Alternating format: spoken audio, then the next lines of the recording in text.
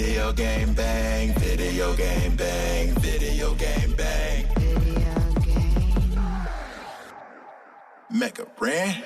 Live from the sack, it's the livest. In fact, I'm putting rhymes on this track to put my guys on the map. Updates, geek news, tech talk, and reviews. They can summarize it so you ain't gotta breeze through. Listen once and you're forever fans. And I'm not saying it because their theme song features Mega Ram, the ultimate source of all geek media.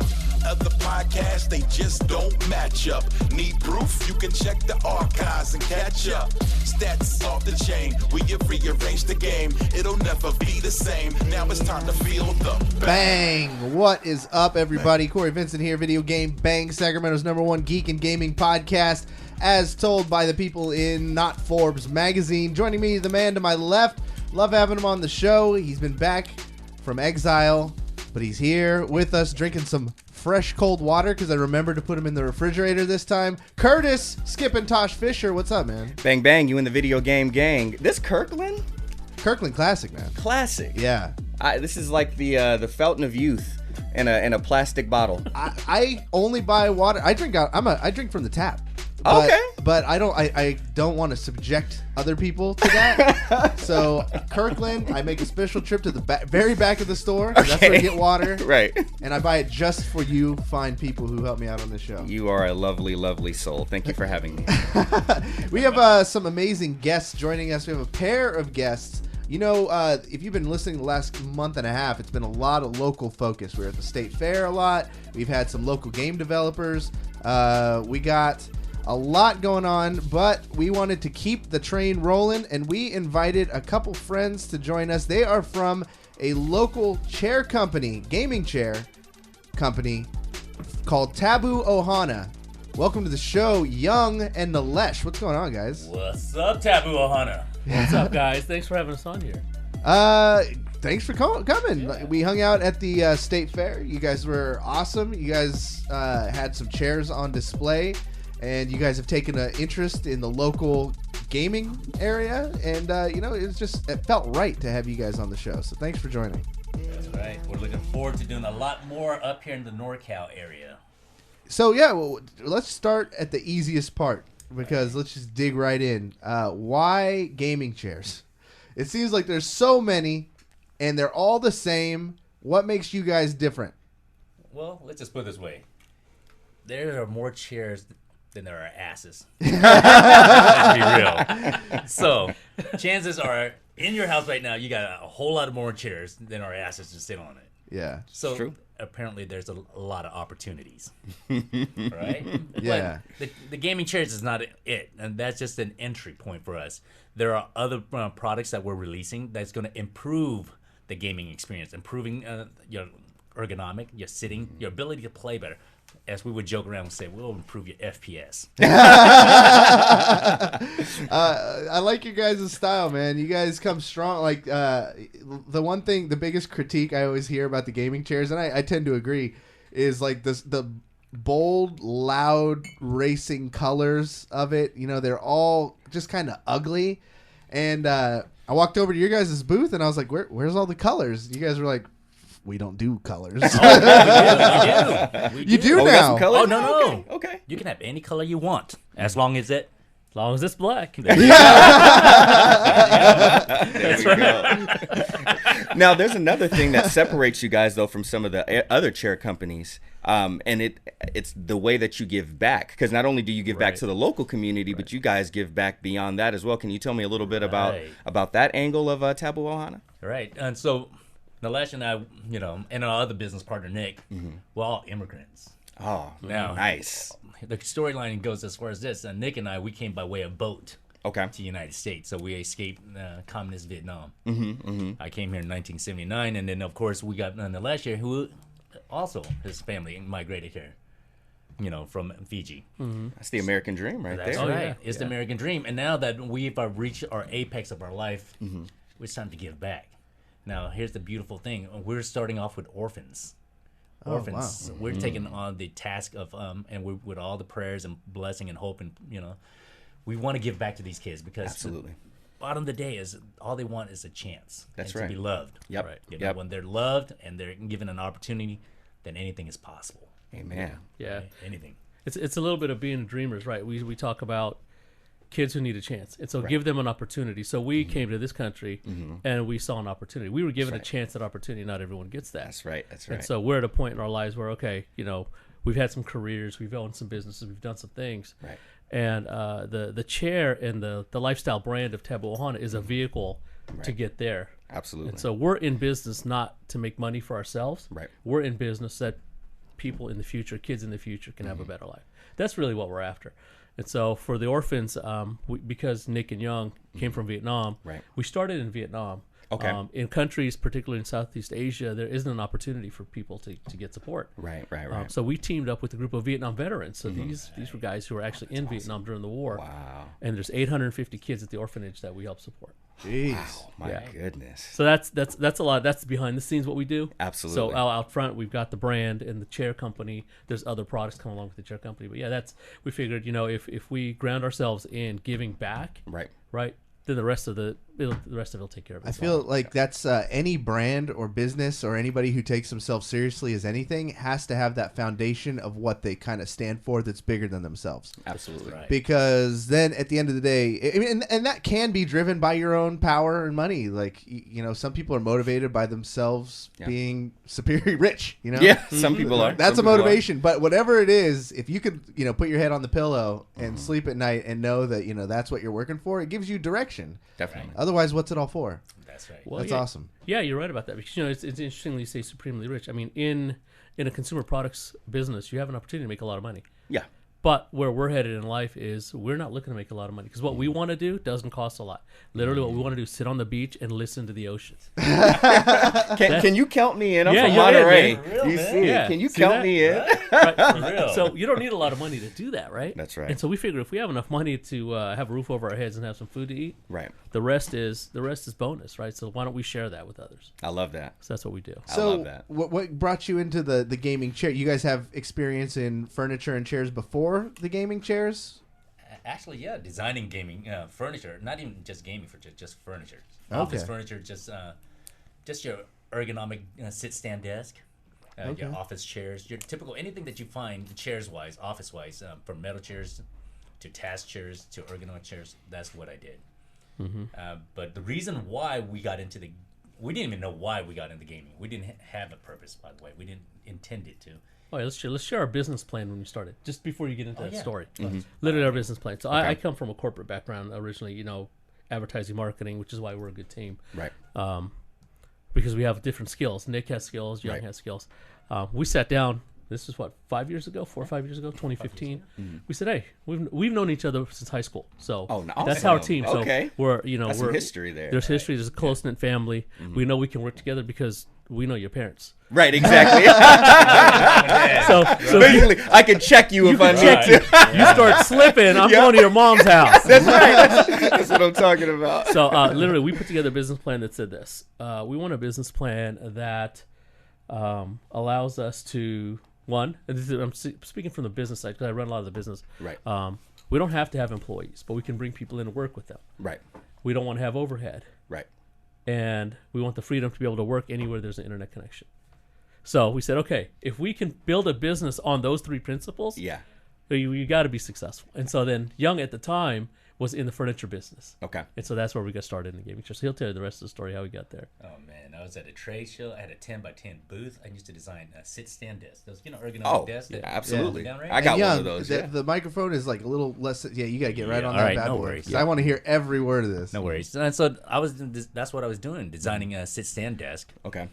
10x10 booth, real small in Vegas. Right. This cat right next to me from China, he has this 2,500 square foot, just full of chairs. Okay. Chairs. I'm like, dang, this guy got chairs. Have you ever looked at a dude and been like, damn, he got chairs? Yeah, right? Cheers.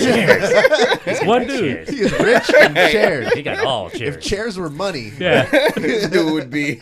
you got both. Yeah. But what threw him off, and he I caught his attention was I'm sitting here with a 10x10 booth, Amazon and the like of Amazon, House, eBay, all those guys were coming my way, and he's wondering, you got just a desk. Right. You just got a desk, and I got chairs. And he has a lot of chairs. Right. Different was I was standing on my desk and literally hitting the remote, forcing the desk to go up and down. Right. I'm surfing my desk. Yeah, literally surfing my desk. Back to sitting on the beach watching the Yeah, ocean. exactly. It all comes back to the beach. I see it. I just didn't care. I was like, it's not the traditional way of doing business, right? Right. And so he started asking. He said, "Hey, you got time? Let's go have dinner." Sure. All right. I thought he was hitting on me. I was kind of all right, dude. So yeah, went to dinner. Started talking. He said, "Hey, I need a person like you on my team." And I'm like, "No, you don't want. I don't want to work for you. You don't want me to work for you. I promise you." Yeah, we'll tell you a story about how he got himself fired too a little bit later. Okay. That's for the after show. He called me one day. I think I got fired. I'm like, yeah, I'm pretty sure you did. Yeah, that's how it started. Actually, I got fired. And then I called Nalesh and said, you know what? I got fired from this furniture company, which I was helped sell and designing the product. Wow. And it's funny, it was on a Wednesday, and I was sitting at a coffee shop like I usually do and do my work. Right. And I sold like more desks than the company had ever had. Oh, wow. 4 containers worth. And instead of on the day you got fired? On the day I got fired. Oh. This is crazy. It's how he got fired. He called me up. He said, hey, I thought, all right, we're going to have a nice conversation, talk about, the deal of the day. Right. I'm telling him, hey, I just sold, hundreds of desks. I'm thinking a steak dinner. Right. I'm thinking I'm going to get a steak dinner, right? Right. Old boy started telling me like, hey, you could have done this, you should have done that, you should have sold more. I'm like, okay, maybe I don't understand the business. Right. Maybe you should teach me how to sell more. Right. Yeah, maybe I don't get it. You're playing a dangerous game at this point. No, I guess. I like fire. There we go. Well, you got to say, I've known him since, how old were we? 14? 14. He's not good at working for people. So that's why he works for himself now. It's par for the course. Yeah, man. Really tough. So then the cat, kept on, pushing me. Then I had a very, how can I say, a lot of 4-choice letter words. Okay. Oh, wow. I gave it all to him, like, a lot of 4-letter words. A lot of 4-letter words. And I'm that type of guy. It's like, if you're going to start talking that smack, I'm going to buy a ticket and go to New York and I'll whoop your ass. Right on. I was ready to. I was like, are you for real? Yeah. And he fired me, right? I'm like, I got fired. But here's the funny thing. I wasn't mad. I was relieved. I've had that feeling, dude. Sometimes getting fired is the best feeling. I was relieved. I was like, I called Nalesh up. I'm like, hey, I think I got fired. He tells me in the store, and I said, yeah, you got fired, man. You got fired. But that's what kicked off this company, him getting fired. Okay, so here's another part. Because I worked in corporate world, and my job left the state. Okay. So he and I, prior to that, we're like, we got to do something together. We're a couple of smart guys. Right. He gets fired. My job is like, this is it. Best thing that ever happened to us. Oh, man. How amazing. So why gaming chairs? Yeah. Gaming chairs. Well, went to a couple of eSport. You went to E3? Yeah, I went to E3. Okay. Yeah. Okay. Now, I saw a bunch of people. Start a little bit before that, because why would you guys end up at those events? Are you just gaming and interested, or what? Not at all. I was curious. I was curious about that world. I'm like, you know what? Let me check. I wasn't happy with the chairs that I saw. Yeah. Yeah, that's what came to gaming chairs. We were having this conversation, and he tells me, well, it was with the guy who had this chair factory. Okay. He wasn't building gaming chairs yet. He was totally in the office furniture line. Okay. And it was Young who convinced him, hey, we need to get into this space. Right. And so he went, and we started checking out what's out there, and we said, wow, and we're old. Well, I'll say we're old school gamers. Like, we came up in the Atari world, right? Yeah. So we still. That Pong. He's 1985 Pong champion of the world. Hey, 85 is right. a good year. Until somebody proves it wrong. Right. But in any case, I love the way you guys think. Yeah. So we started sitting in chairs, literally, because we're like, hey, Young knows a guy who builds chairs. Right. Let's sit in chairs. And we were already researching and looking at esports prior to that. Okay. We knew that it was going to be a really great industry to be a part of. Right. We played games when we were younger. Right. My sister's a medical professional. She plays. So we started talking like a lot of people are playing games. Right. So this is something we should be a part of. And literally came down to sitting in chairs and going, man, these are uncomfortable. That's really what it came down to. That's the thing. Like that's why when you see a chair company and I walk over to your booth, it's hard to tell the ones that are woke that know that they're actually like mostly trash. Yeah. They don't have like, you can go get a ergonomic chair that your company makes you sit in and probably be doing your body more benefits than these bright orange, right, pink chairs that are aren't really that great for you. Right. Yeah, you're right. And so it came down to we started with one thing, which was comfort. Okay. Whatever we build needs to be comfortable. Straight up. We really went towards, let's be in the professional realm. If you've got somebody whose full-time gig is to sit in that chair for 8 hours, right? Can they sit in that chair for 8 hours? And that's what we built towards. So our style was comfort. Then we went for quality. Then we went for style. A lot of companies go the other way around, which is style first, yeah, and then maybe quality. yeah, maybe. But yeah, there is a chair for everybody, and so we really focused on how comfortable can we make it. And then when we went into designing, because we designed the chair we actually designed. Okay. Because we wanted a particular style and comfort to it. And we said, all right, if we could design it with as much comfort as we possibly could at a reasonable price point, let's just do that. So that's got us into chairs. So Young meeting the guy who we work with now. Right. He built them. So when you guys walked in, it was your first time being in the studio, and you guys were like, "Oh man, this is awesome!" But the first thing you both did was walk over to that chair and you started bending it and you started poking it. Because I have a DX Racer in here that my wife bought me a few years ago, and it was a chair. I love the my wife did that for me because she knew. I wanted a cooler chair for the stream and stuff, so she got it for me. Yeah. And you guys were over there folding it and poking it. What did you guys observe? What were you guys looking for when you're poking it around and looking and checking stuff? You have to always try to figure out your competitors, right? Straight up. You realize that's a 500-pound gorilla right there. Yep. So you always prepare for a fight. Got to size it up. Size up your fight, right? That's right. That's what we do. That's what we always do. We go to any chairs. We study it. We study our opponent. We study our competitor, and then from there we go back to the lab and say, "Hey, let's make it better." That's right. So for people who are listening to this and they see, like gaming chair, that's something I've always wanted. I got it on my Amazon wish list. What should people actually be looking for when they're going for these chairs? Because in a lot of cases, like when I picked DX Racer, I literally picked it because that's the one that had the most name recognition, and I'm not smart in furniture, so I'm just like, hey, if it's the biggest name, it's probably got to be pretty good quality, and so I just went for it blind. But if someone else is thinking about this, what would you tell them to look at? First and foremost, size. Size does matter. Size does matter. Size does matter. Yes, it does. That's right. Because first and foremost, when I say size, because there are people who are petite, medium, or large. Right. So you have to find a chair that going to actually fits you. So not all chairs are made equally to fit you. Right. And it's not like a unisex or a unichair. And so look for size first and foremost. And then what would you say second? Well, I'd say, look for size. I mean, we have 3 sizes, which is cool. So, and then I would say look for the build quality next. Okay. That's right. And it's oftentimes with any product, it's like, why does this cost this and that cost that? Right. Well, there is a difference. Definitely. So build quality. It's like, are they made of tubular steel frames? That's an important thing. The reason is because some of the products will be made with wooden frames. Ooh. Yeah, and so tubular steel give you a little more sturdy. Right. You keep it longer, and then it comes down to the thickness of the foam. Okay. How much foam are they gonna put in that chair? Right. Especially, for example, if you got these side bolsters, you should not be able to squeeze and feel the frame. That's one thing you want to know. Okay. And we were just chatting a little bit earlier. Oftentimes, it's an issue of shipping product from overseas to here. Okay. There's a weight consideration. Right. The more you put into a product, the more it's going to cost you to ship. That's right. So we bit the bullet and said we're going to put as much into the product as we can, and just deal with the shipping. Okay. So when companies are shipping, Yeah. And everyone's got a business model they got to work towards. When companies are shipping like lots and lots of units, they consider that, and so they'll cut back on the foam. So it's size, what's it made of, and then literally how thick is that foam? Because the thicker that foam is, the longer you're gonna be able to sit in that chair.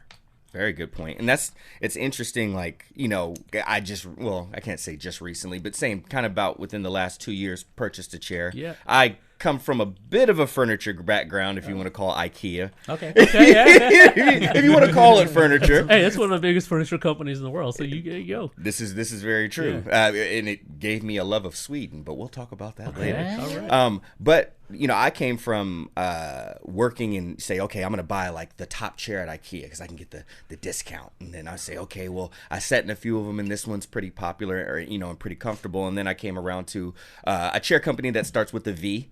Because we'll keep those other companies' names to a minimum because we got the masters here, so everybody else is second best. And that one I was like, okay, I see the quality and I see some different things, but one of the main things is I'm kind of a bigger guy.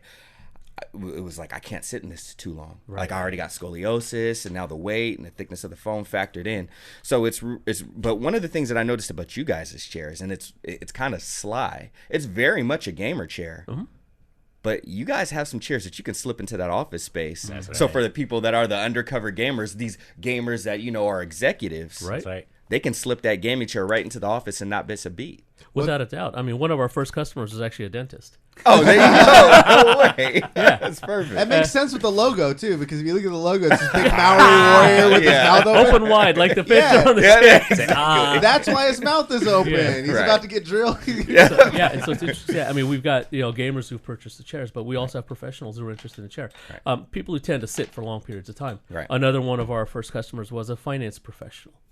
Right. So you're very much the benefit for that was the reason we were able to do that is because who we work with on our factory. Right. And our factory was very, very skilled in building chairs for high-end clients who need office chairs. Right. Yeah. And so we were able to work from that point forward and said, okay, let's take the highest quality we can build and give it the style it needs to have to be a real gaming chair. Right. So yeah, that's a good point. Thank you for noticing that, though. Absolutely. Yeah, I appreciate that. I love that. So tell me about the logo, because we talked about it for a minute, and it's very unique. It stands out. You were giving away stickers at the event. Oh yeah. Me, Curtis, everybody who got one has it on their hydro flask right now. That's right. Because it's just badass. Like, you don't need to know what it is. You could just, and someone asks what's Tabu Ohana, you tell them. But like, it's very bold. It's an arrowhead. And then it has a Maori warrior, very fierce looking, in like a black and gray gradient style. It's beautiful. What made that the logo and say gaming chair? When we say welcome to the family, the Tabu Ohana. Tabu means sacred. Ohana is family. That's the first and foremost. You're part of the sacred family now. Yeah. You don't have to be part of, we don't need to be born with the same blood. Right. We're still family. We're all one. Yeah, they're just saying everyone on the island is family. We're family. So once you're part of the family, you know what's up. We take care of ours. And so the reason why it's called Tabu Ohana is just that.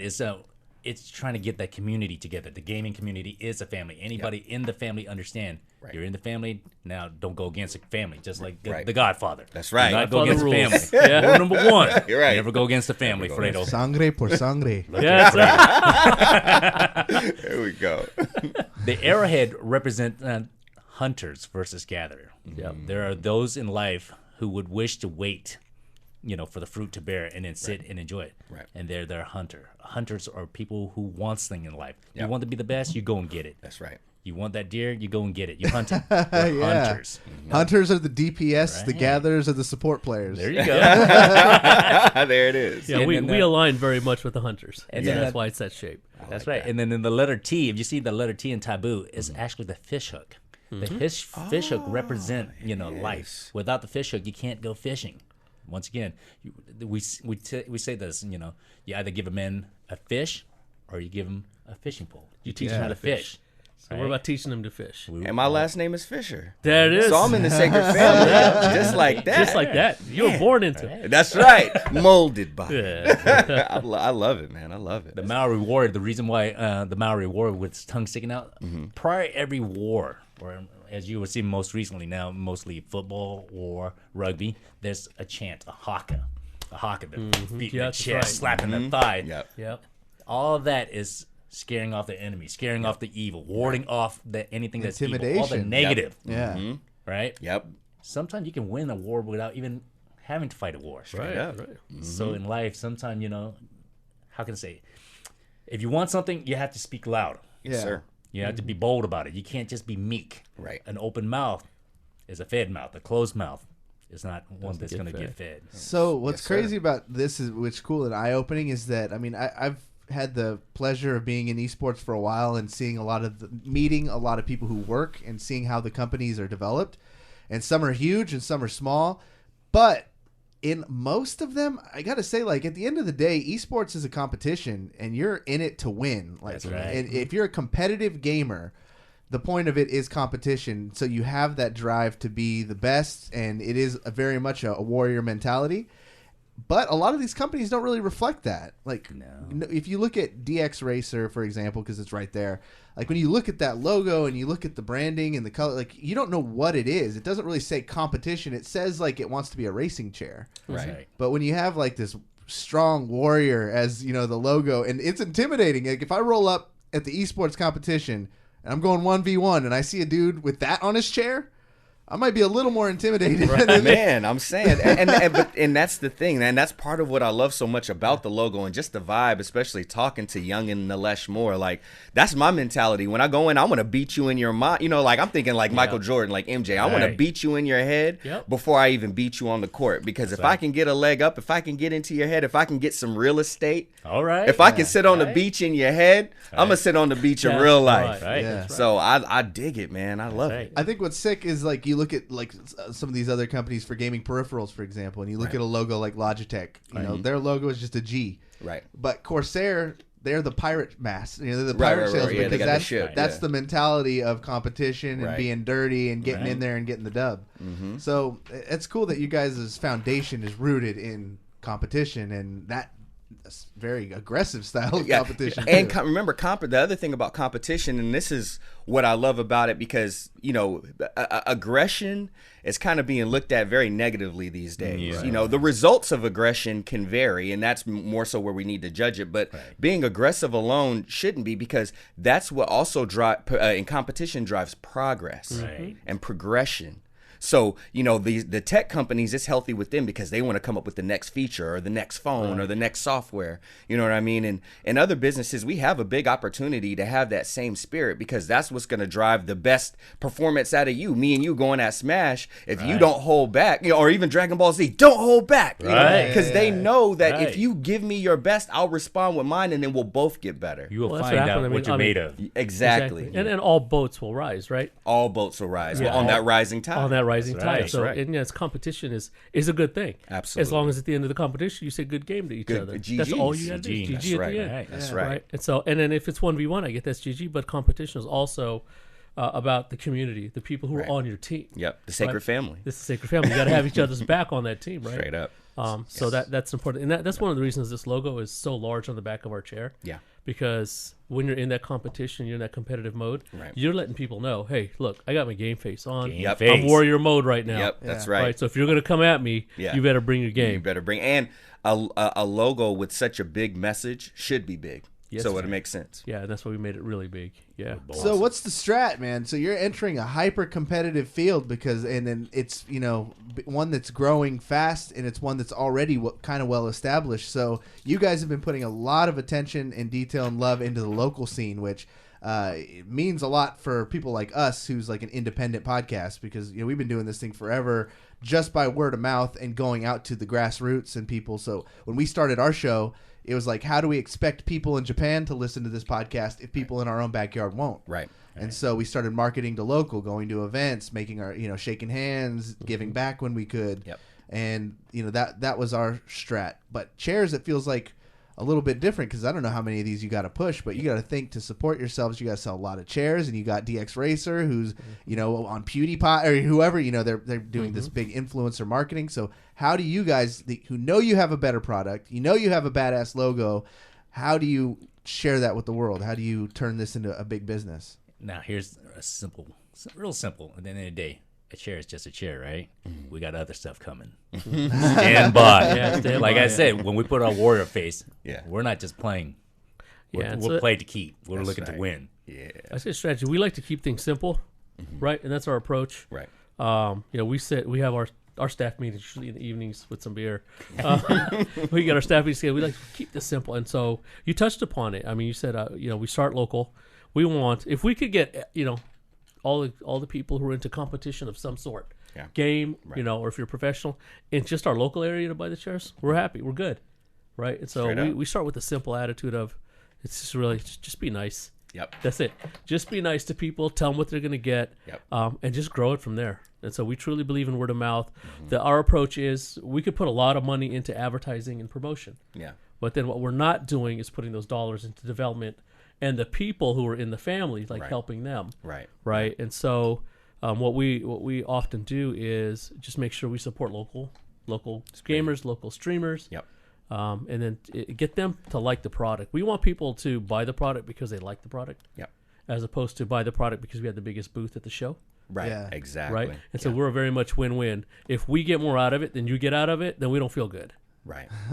We don't feel good about that. Right. If you get more out of it than we get out of it, we probably feel okay. But you know, Yeah. but our attitude is we shouldn't get more out of the deal. And I mean, if I simplify it, you're just buying a chair on our website. Right. But if we end up getting way more out of that, it's not a good feeling. Right. And so we're not going to build a business that works that way.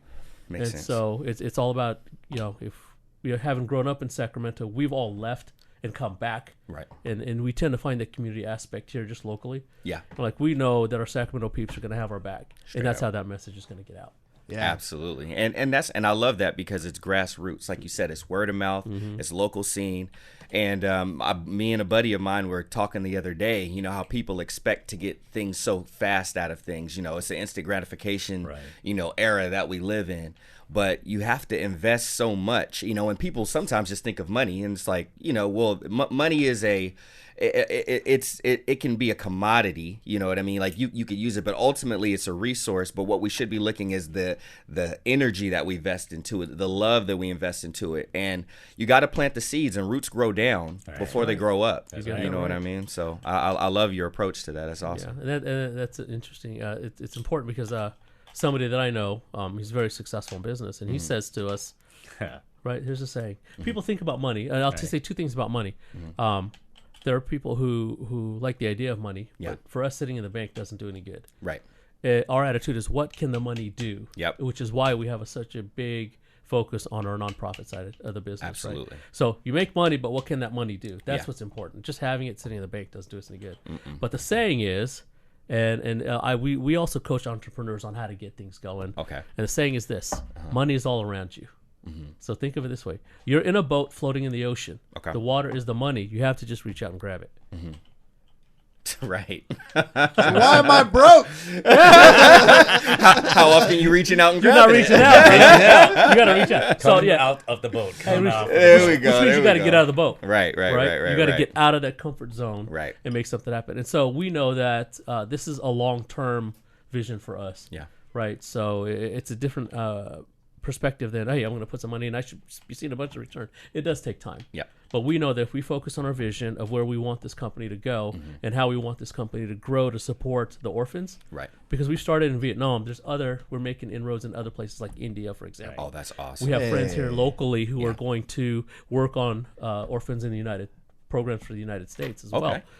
So this is a long-term vision. So it's not like we have to make a bunch of money and get our return and get out of this business. That's not what we're going to be doing. Right. So, what are you learning about the gaming space? You guys came from endemic, businesses and regular corporate, and now you're out there on the convention floor with a bunch of sweaty, greasy nerds. Love it, man. Like me, sitting in your chairs, farting in the chair. Yeah. So, what are you guys learning about the gaming space in general? Like, how is it different from traditional business? Go for the chef. Microfiber and Mr. Clean. Febreze. No, here's what's cool. Really, really cool about the gaming scene, right? And I'll tell you right now, we could be ourselves, man. It's all about being who you are. Right. Right. There is no political aspect to it. Right. Means if you are who you are, that's who you are. Right. I spent a lot of years in the corporate world, and while I was very successful there, I was not as happy as I am now. Right. Because now I get to be who I am. Yeah. And that's what I see that. So when we're out there on the floor, and we talked to some of the pros that came up to the State Fair event. Right. We were like, these guys are truly starting out at a young age, being who they are. Yeah. Which is what I wish I would have done at that age, right? I was trying to be who someone else thought I should be. Right. And so that's why I think it's a really, really cool industry to be in. Authenticity. It's really authentic, and that's our tagline. It's don't apologize, be yourself. Right. And we embrace that. Yeah. Right. And we may say some things that are going to upset you. Right. But at the end of the day, it's let's grab a beer, right? Exactly. So throw thick skin. I'm glad you brought up the That's right. tagline because Energy, we recently did a rebrand, and it was interesting. It did not go the way I think we would have. We had hoped it had gone. Right. But the one thing we are happy about is the shift in our message, which is 100% unapologetic gamer. Right. So and it's very much in the same thing. We don't have to apologize for gaming and being yourself. We don't. It's not something you have to keep hidden from everybody anymore. But I'm always the devil's advocate. So in the meetings, when they're coming up with 100% unapologetic gamer, I'm like, but there are sometimes you need to apologize. Sometimes, what if it was an accident? I accidentally shoulder checked you. I'm sorry. So where are the limits for no apologies as far as Tabu Ohana goes? You have to be sorry for something. We're sorry that your feelings are hurt. We're sorry you didn't like what we said.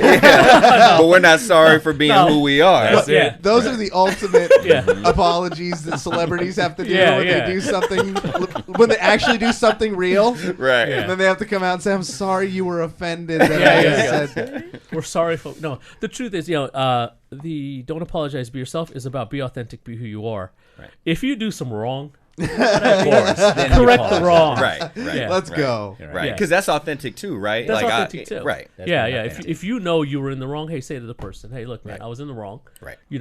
Can we still be friends? That's basically what it comes down to. Exactly. Hey, baby, But- brother, can we still be friends? That's right. But you are who you are. Yeah. And, I think the quicker you get to realizing who you are and having the freedom to do that, man, life becomes so much easier, right? I agree. Fully. Yeah. Fully embrace that. So you're right. Yeah, there are times when if you do something wrong, make it right. Yep. Right? But don't apologize for the person you are. Yeah. Yeah. You step on somebody's foot or run over their whatever. Right. Yeah, you got to apologize for that. So there are limits. I'm sorry your foot was in the way. Yes. Sorry you didn't see me backing up. Sorry. So we joke like that, but it's about, it comes back to the family aspect.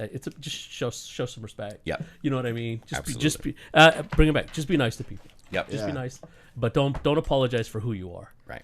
So who are some of the local people that you've been working with so far? I know you've been working with Jay Gist, a good friend of our show who did the State Fair. Yeah. And then you recently sponsored Katie Plays, who's an awesome streamer in Sacramento. That's the homie. And then chairs for the Fire Up Lounge. Right. Talk about that. How is that building all those chairs? You actually got to see the facility. How excited should we be for this place? Very excited, Sacramento. Wake up. Yeah. It's time to change your gaming level up. I would say this is an experience. It's not just sitting in there adding a quarter, saying next. Like we did. That's old school. Right, like That's how I did it, man. with the bar stools. Yeah. When we put that quarter on the screen, you know I'm next. That's right. No, you're gonna get an experience from this is the place to play. You can go there and play and be competitive, or at least get your skills up. Yeah, it's a great venue. We've spent quite a bit of time there, and we were fortunate, and so we're very, very happy that we were able to team with the Fire Up team. So they're going to outfit their center with Tabu Ohana chairs. Yes. So those who want to check it out when they go live, check it out over there. But it's a really great venue and experience. It's not just the old internet cafe style. Yeah. You're going to go there and get a full-on experience. Did I mention there's a beer? They have bar taps. That's right. Nice. That's right. But when you get into this space, the way they've built it is that you're going to be inside of a spaceship. And so I'm Star Wars, sick. Star Trek nerdy that way. So I love that. But you're actually, when you're inside, you're not going to know the outside world is going on. Ooh, Oh, I really? love They that did even that? more. Yeah. And so you're going to be. That's dangerous. It can be. Spent a lot of time there, man. That's how they do that shit in Vegas and Reno. They should open and the 24 hours. Right. a bunch of bright lights and some fresh air. You'll be up for 48 We're hours. thinking Get Yeah, an straight. oxygen in there. We'll pump the Yeah. oxygen. Yeah, pump that up. You So, awake. yeah, it's a great venue. So they're going to open up. They're really pushing to move it really, really fast. They're getting close to finishing up the construction. Okay. But also the people that work there are very, very committed. Awesome. To making the experience for the people who come to that venue, just something they haven't seen before. And I'll tell you, locally here in the area, we don't have anything like that. Right. Yeah. We've been to a lot of other gaming lounges and centers, and the experience is what's going to set this place apart. And literally, when you're in there, you're not going to see the outside world because it's actually you're going to feel like you're in a spaceship and you're seeing star fields around you when you look at the windows. That's what I want. And they have private rooms where you can have team play. Oh, dope. Yeah. They're going to have streamer rooms as well. Smart. So they're catering to what you might want to need, Yep. And get in there and use the facility when you want to. There's going to be opportunity to, if you just want to pay hourly, there's also a membership option there too. I really hope it works out for them. Like gaming is a tough space. How many companies have we seen come and go? Internet cafes, restaurants. Like if there's a way to tie it to video games, people have tried. And even like most esports organizations have been going out of business. Like Optic was one of the biggest ones in the world. Green Wall, they had competitive teams and everything. They had an army of video editors and everything. And they ended up going belly up, getting purchased by the company that runs Immortals and just gutted. Yeah. And it was because like they had brand recognition. If you would have thought, and the thing is like most gaming, your customer, your market is really young kids. They don't know how business works. They look and see Green Wall everywhere and how popular it is, and everyone's got the shirts, and hey, they got a collaboration with Champion. Like there's no way they could be going broke. But a lot of organizations are working at a loss. A lot of your favorite gaming restaurants and stuff are operating at a loss because as much as we say we like it and stuff, like there's only so much money, and a lot of times, you're spending a lot of money to make money, and if those aren't off balance. So the thing I like about Fire Up is that they are diversifying. It's not like Esports Arena when they put it in a Walmart. They're basically banking on your 10-year-old like bugging the shit out of you, and you saying, "All right, just fucking play Fortnite for 15 minutes while I go buy milk." Right? While I go get my milk and my t-shirts. Right.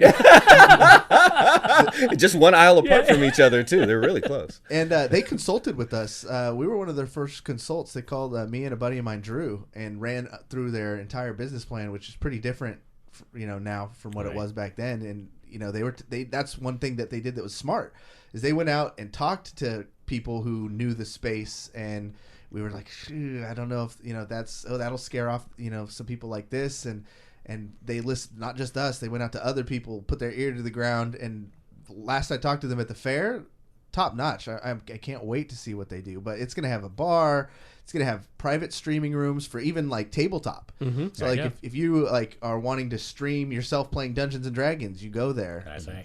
And they're run by Tech2U. Tech2U. Yeah, you're run by Tech2U. Very very smart. Yeah, legendary Sacramento business that does IT tech support. So that their audio and their tech is going to be really awesome. So they have so much going for them. I can't wait to see how that pans out.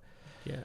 Yeah. I was going to say, I'd say they didn't spare any expense to make that experience as top notch as possible. Yeah. I was in there looking at the machines and I said, can I have one of these? Because I could see the video card that was in there. Right. And it wasn't one of the cheap ones. It was not. It's the video cards more than most people's PCs that they start out with. Yeah. And that's smart. Oh, I'm sorry. What were you saying? And it's smart. And like you were saying, they owners travel the country. Yeah. They didn't just look locally. They travel the country looking at what these different venues look like. Right. And they really, really are focusing on the experience you're going to have. They're also going to hold classes there for different things. Coding classes they're going to have, PC repair classes, right? So if you're a gamer and there's something going on with your machine, they want you to know how to deal with that. Right. Yeah. Yeah. So they're and it's very they're big on you working with the community. Yeah. Like us, we're working with Katie Plays, and so they're going to see if they can get some of the local streamers in there and host events, things like that. So. What's crazy and what's smart about that is that there's a lot of people who go about this world and just think that the world owes them. So that, I'm doing this thing, it'll naturally attract people who follow or want to buy my product. Mm-hmm. And it's 100% not true because they're all slinging their stuff, you know? That's right. And the whole thing is a hustle where you're trying to, make genuine friendships with people and grow and call favors. Like we were doing our events at Oblivion Comics and Coffee. And like, although we're, highly downloaded and stuff like that, we're not celebrities in Sacramento by any means. So just saying Video Game Bang's hosting an event at Oblivion Comics and Coffee by its nature isn't going to fill the place. So we had to get out there and hustle and go find groups still and reach out to some friends and pitch it as like, hey, gaming is social. We like to see each other. This is not just trivia. The fun is why you're coming, and you're going to come again to be with those friends. And that's where the best advice for a place like Fire Up. You need to create as many event opportunities, classes, things like that get people who like the same thing all together to celebrate. Yeah, so Todd and John, you heard all that about Fire Up, right? So we got the free beer. When you guys open, what a commercial this has been. What a commercial. Make sure you're listening, right? Guys. I'm going to replay this. We should start by saying we don't own any stock in this. Yeah, we don't. We didn't do the disclaimer. We don't own it. Hashtag not an ad. Yeah, not an ad. But we really do love what they're doing, and we like I said, we were blessed. We were fortunate. I'll just give you. Let me bring it back to Tabu Ohana for a second. Yeah, just for a second. Yeah. So they're going to stock our chairs. Awesome. So all of their stations will have our chairs. This is their first venue. They're going to see how this venue goes, tweak it, and then open other venues. Smart. And for our chairs, we were in competition with two big players for landing that. Okay. And here's what it came down to. We were actually higher in price. Okay. Wow. Okay. By a significant margin. Okay. And they were ready to pull the trigger with one of the. It's a really big player. Okay. In the chair space, but here's what we showed up. We said, we believe that the gaming space and the professional level in esports is all about the community. Right. And so we're going to spend as much time as we need with you to help you feel comfortable that we're the right company. And then when they came back and they made their decisions, they said, you guys were the only ones that actually showed up with your entire team. Yeah. And brought us sample chairs to sit in. And I said to them, you sit in these for as long as you need to sit in them. Yep. Until you need to make a decision. And so their right. employees like the chairs. Awesome. And so even though we were at a higher price, they liked the fact that we aligned with their vision, which is bring people together and have a good time. Because that's what we're about. Bring people together and have a good time. Yep.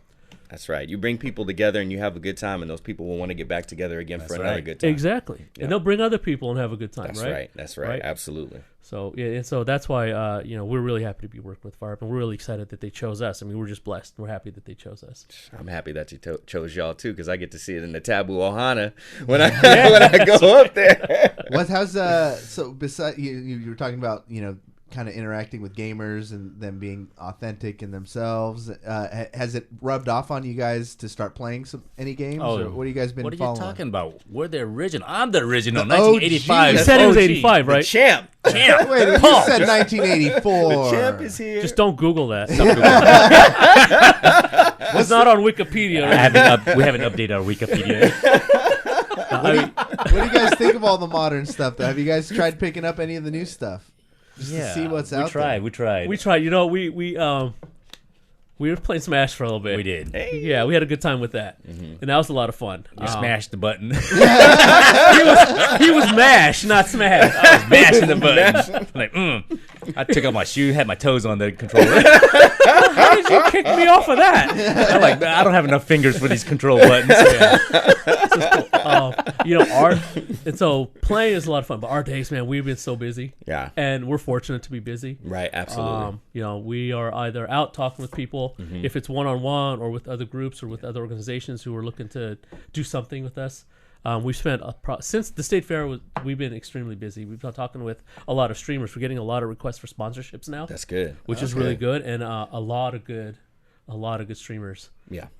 And the way we're not about the quantity, we're about the quality. Yep. So we're not necessarily going to pick the person who has the most. Right. We're going to pick the people who fit our vision, right? Because you're going to be part of the family, and so we got to get along. Yep. But we haven't had a lot of time to play. Yeah. Oh, wait! I did play. Was that fighting game? What did you play the other day? I don't know. What was that? Dragon Ball Z. Oh, you played Dragon Ball. Yeah. Nice. So unfortunate what happened to that game. Yeah. So what happened was that game was really on fire. Oh yeah. I can attest, man. It was beating Street Fighter. It was beating Smash 4. I love the graphic. Yep. It was the graphics good. are great. Then I think the company who creates Dragon Ball started getting green in their eyes when they started seeing this esports scene take over. And they wanted their cut. So they started shutting down other tournaments who weren't paying them. And it ended up going for 6 months, killed the events. And then when the game came back, despite some fire DLC, it just never caught on. Back. No. I was watching a tournament this morning, had less than 4,000 people, and it was a major event. Oh man, such a bummer, man. It's a bummer. You know what? If they did that, it's because they stopped bringing people together to have fun. There you go. That's what it is. That's what it is. Yep. Right. Well, that's the heart of the FGC. Right there. One thing you'll find out, in the gaming community, is that there's the umbrella gamers, but then there's a lot of sub plots in there, and there's a lot of groups, and FGC is its own special group. Yeah. And that's 100% grassroots driven. It's bring our consoles together. Let's hook this up. Everybody put in $5 and we'll split it up. That's how we do it. That was a good time. We had a good time, and they are the most fun. I go to Counter-Strike events, Overwatch events, everything. The FGC events are the most real. When you go there, you got salt of the earth, legitimate people who just like each other and dance and do weird shit. Okay, I was there. Me too. If it's weird, he was there. Weird. I was there. I'm not gonna lie.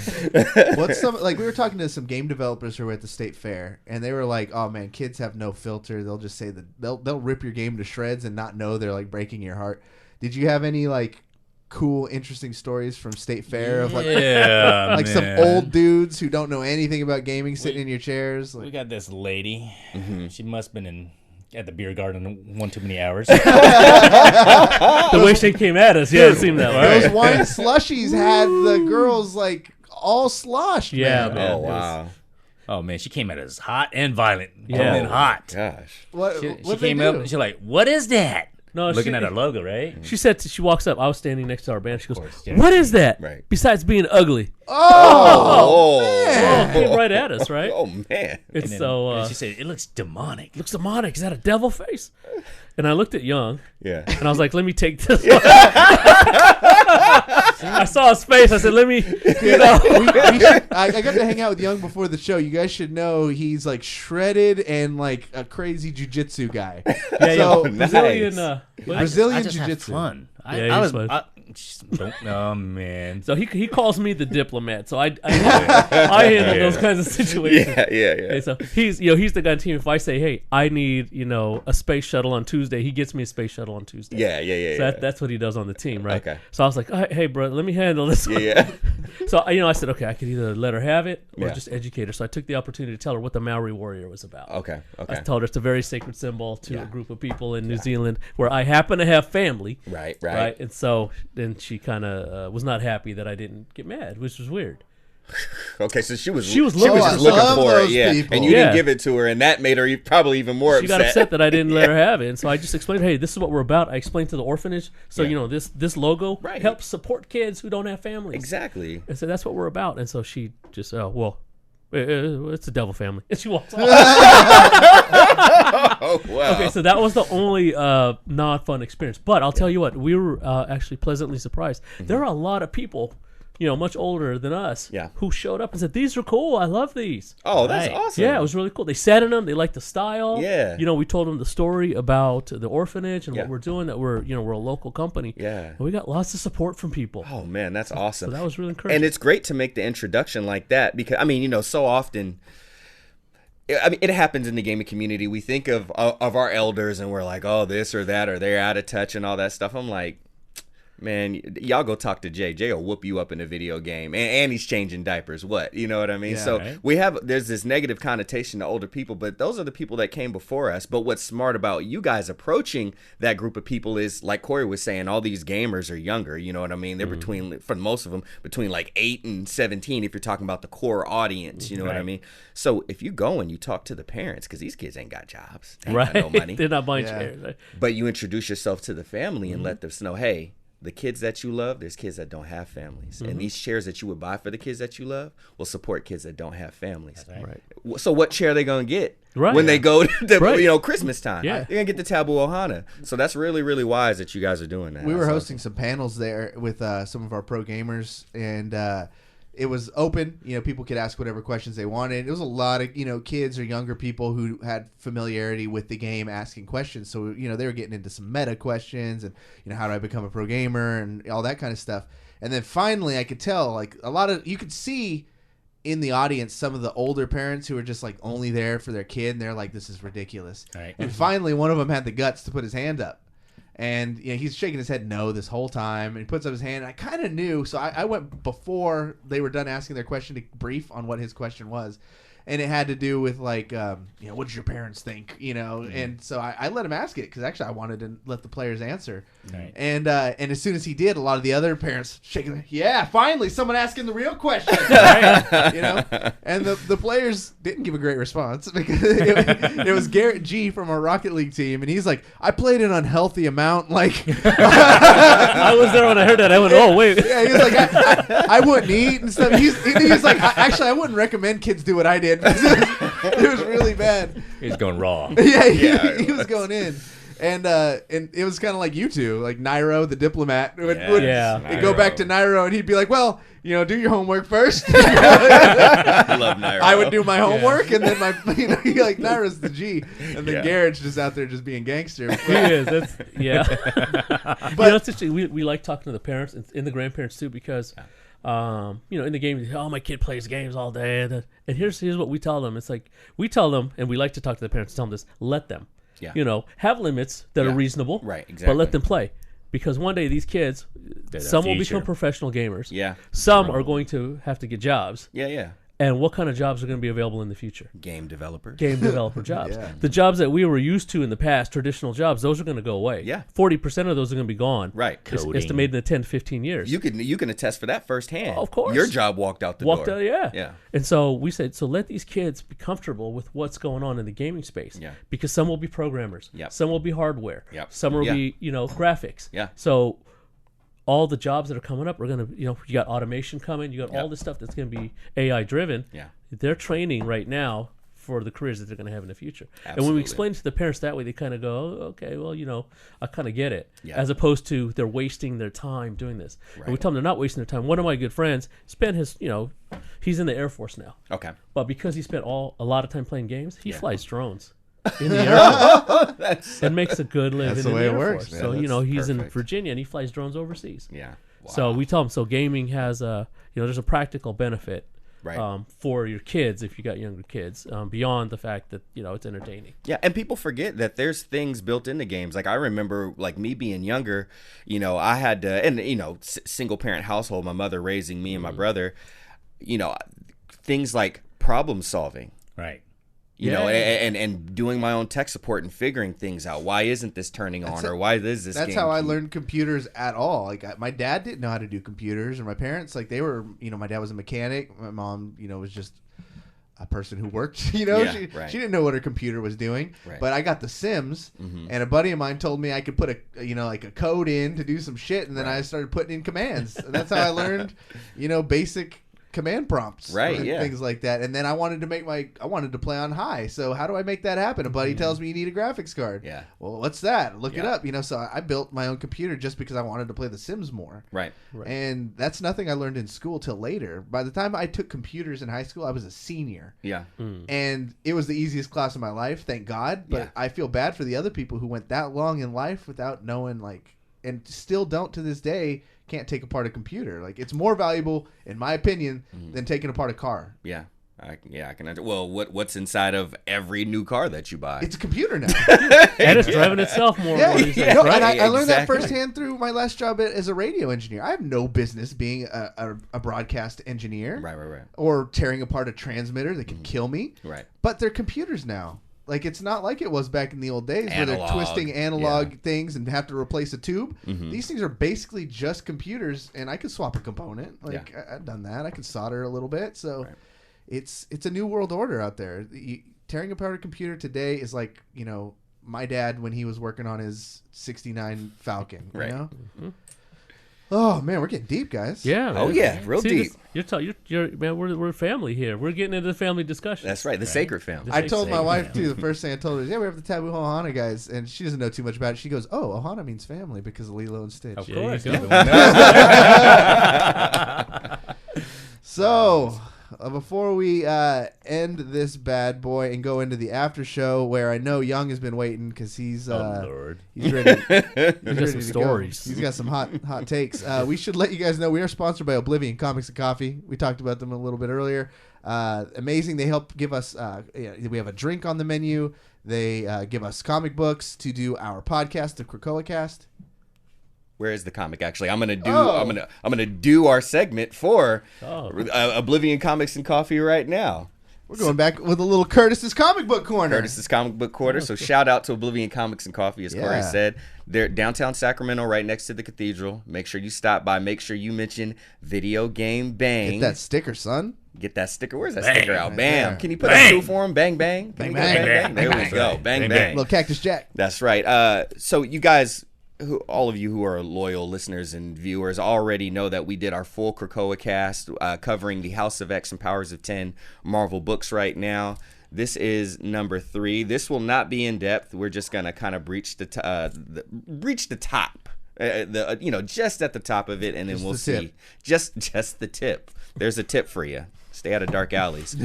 Stay very close to this book, though. This book is incredible. I mean, just every issue seems to raise the stakes. We all know that the mutant kind within the Marvel Cinematic, in the Marvel Cinematic Universe, they're not even there. They can't say the word legally. Can't even say it. Yeah. Until now.